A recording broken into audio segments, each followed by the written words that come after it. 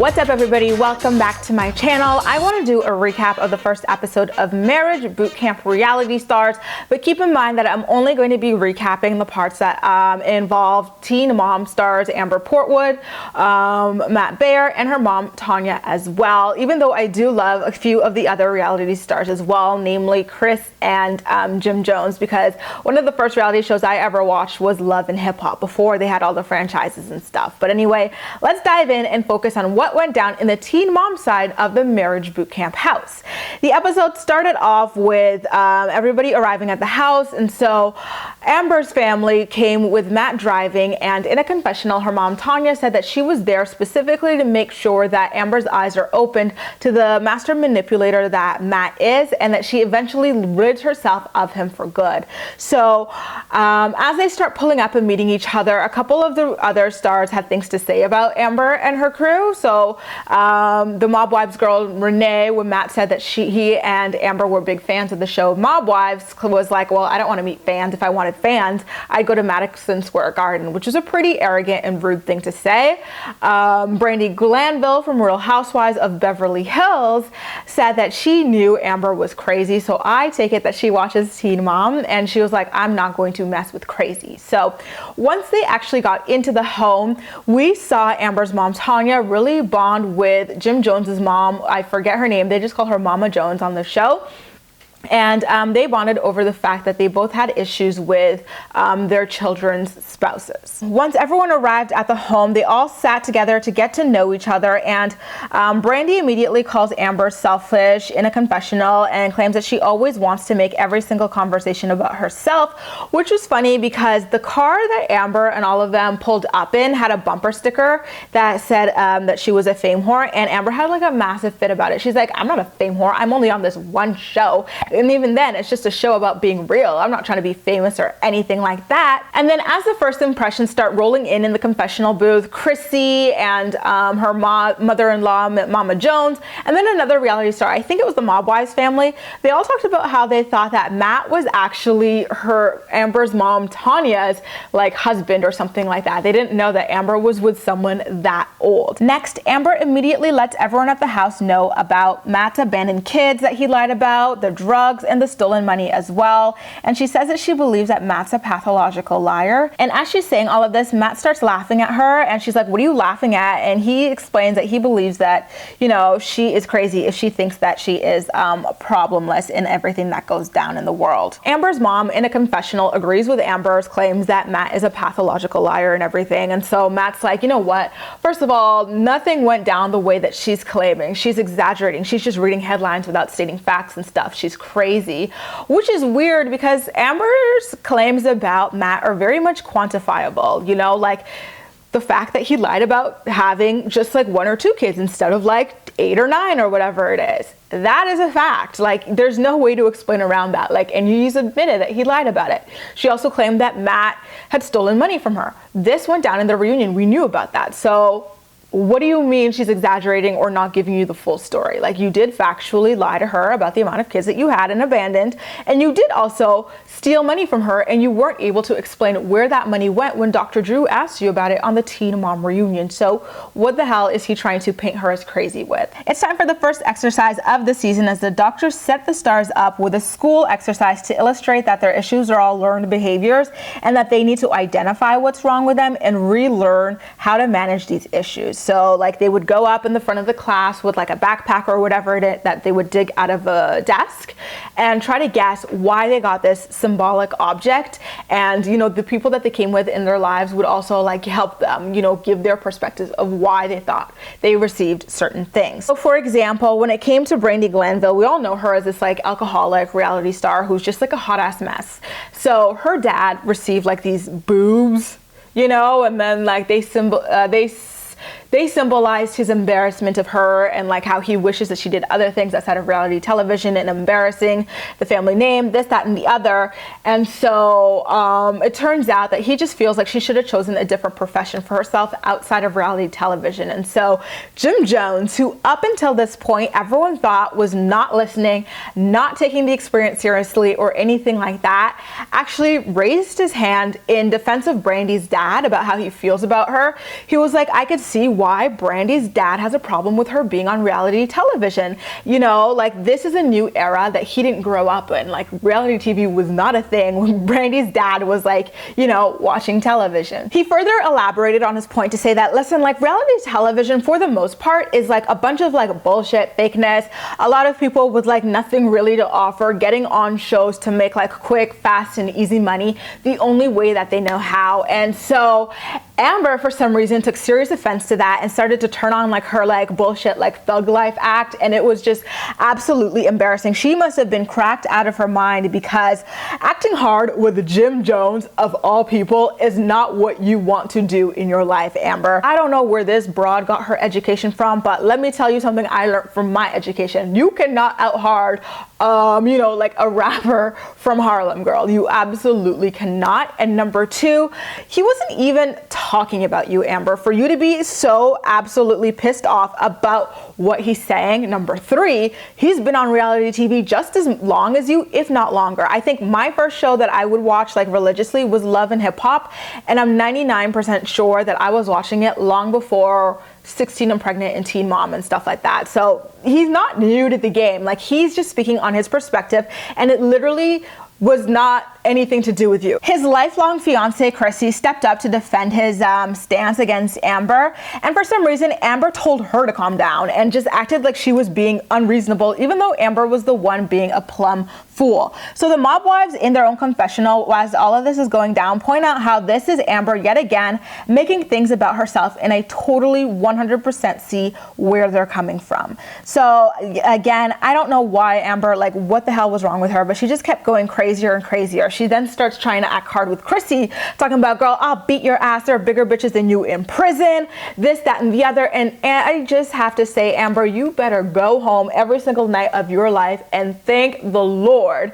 that Jimmy decided to keep you away from his lifelong fiance, because she would have beat your ass down to a bloody pulp. She also had the backup of his mama there, who also does not play games. Like, I've seen Chrissy jump across couches to beat bitches down. Like, you do not want it with her, no matter how hard you think you are. Like, she was so lucky that he was there. I just have the sense that, you know, and like from watching her up until this point and looking at the previews and stuff, that Amber's going to embarrass herself acting like a piece of ghetto trash from the gutter. Like, she is a hot ass mess, and I'm so embarrassed for her already. Can we also take a moment to appreciate how Matt took this opportunity of Amber acting crazy to make himself look like the sane one who has to battle against like this crazy girl who makes up lies about him and fights at the drop of a hat. Like, he literally was alone on a couch acting all somber, talking about, oh, this is just Amber. Amber's always looking for a fight. Like, she just,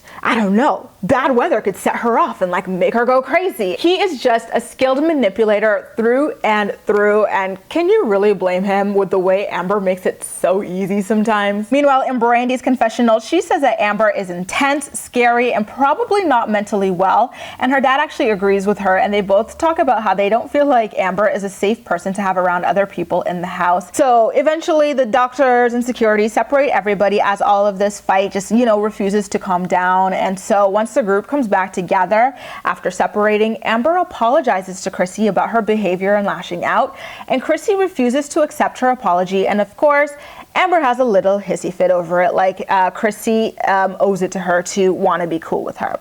So we then return back to the classroom, and Amber's mom is up next. She reveals, and she gets like this object in her bag that is a spine, which kind of shows that she's spineless. And she reveals that her husband was an alcoholic who abused both her and their kids. And while up there, she apologized to Amber for not being there for her during her teen years. I was a little bit disappointed, because although we knew, like watching Teen Mom, that Amber's mom and dad like suffered from hardcore alcohol issues. I'm 90% sure that her dad died of some kind of liver disease brought about by alcoholism.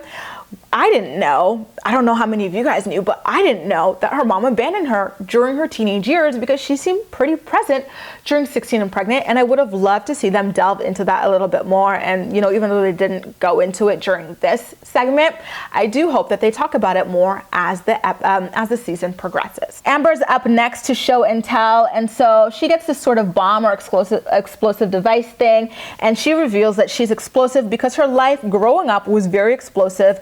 every day with a lot of alcohol and drugs around the house, tempers flaring, and then Chrissy, in her little moments, claimed that she felt like Amber's story was sad and like hard to believe, almost too hard to believe, almost like she's laying it on thick for extra sympathy. And you know, I don't know what to say here except that I can understand where Chrissy is coming from when it comes to Amber, because Amber sometimes, even the way she was behaving with Chrissy and Jimmy, she seems like a very performative person, you know, performative anger and outrage, performative victimhood and stuff like that. You kind of sometimes have to really think about what she's saying to make your own judgment as to whether or not it's true or false or embellished or this, that, or the other. And I don't blame Chrissy for having that sort of attitude towards Amber, because, you know, just the way she was popping off like she was, you know, from some kind of like hardcore gang life, this, that, or the other, or that she could actually take Chrissy in a fight,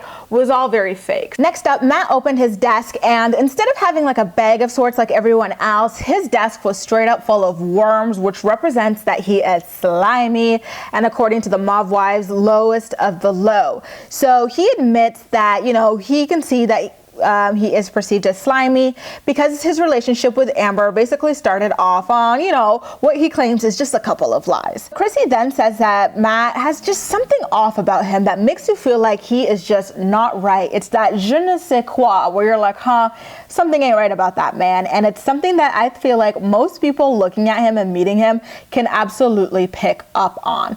Tanya also calls him a liar and a con, and she says that she wants to protect Amber from him. And then at the classroom, Amber says that she considers Matt to be a worm because he is a liar. And Matt brilliantly goes, you know, after the way you behave today, Amber, do you really still want to pretend you're innocent? And you guys, I just could not help but go, this man knows his craft. Like, he is not a lazy sociopath at all. Like, he knows what he's got to do, and he plays the part brilliantly here. Of course, this makes Amber explode, and she claims that she's always been amazing until she's met his bitch ass. She was like, I've always been great, I've been nice, never loud, never violent, never aggressive until I met you.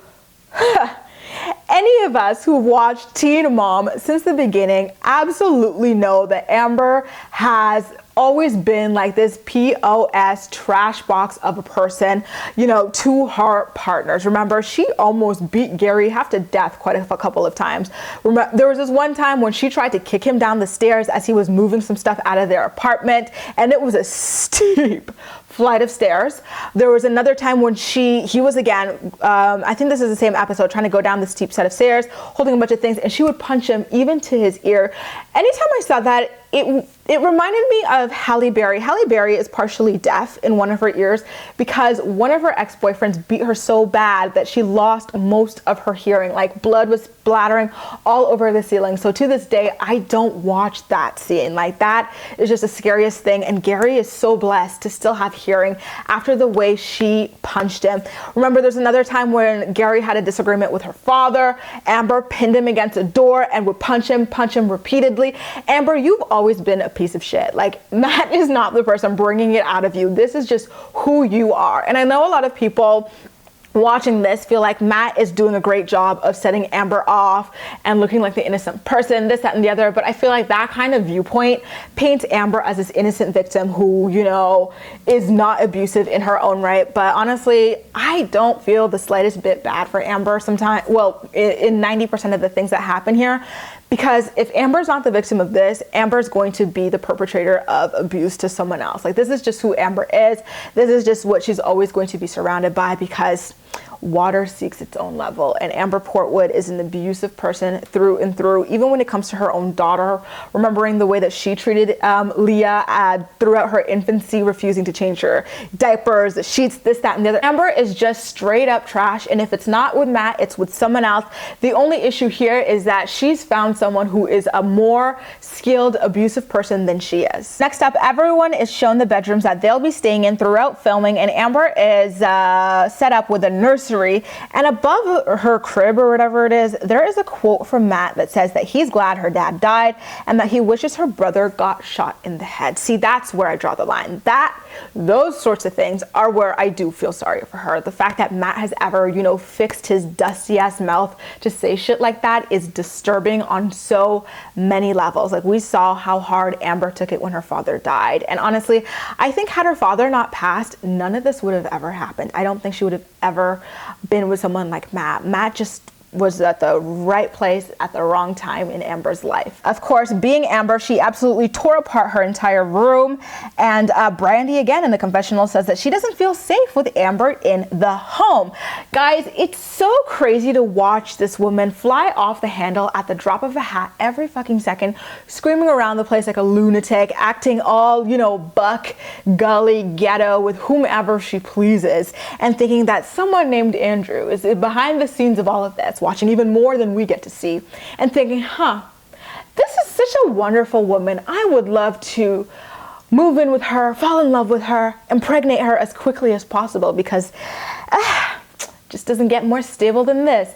What an absolute liar. I think the reason he fell for Amber was knowing and hearing that she spent so much money on this loser, and realizing that he probably could finesse her just as well, if not better, than Matt did. You guys, that's a recap of the first episode of this season of Marriage Boot Camp Reality Stars, Family Edition, I guess it's called. Those are all my thoughts on it, but as usual, I'm more excited to hear what you had to say about everything. So please make sure to leave all of your thoughts and opinions in the comment section down below, and we'll chat. You can also like this video, subscribe for more, feel free to share it with your friends as well, and follow me across social media, where I absolutely love chatting with you. That's all for now. Thank you so much for watching, and I'll see you next time.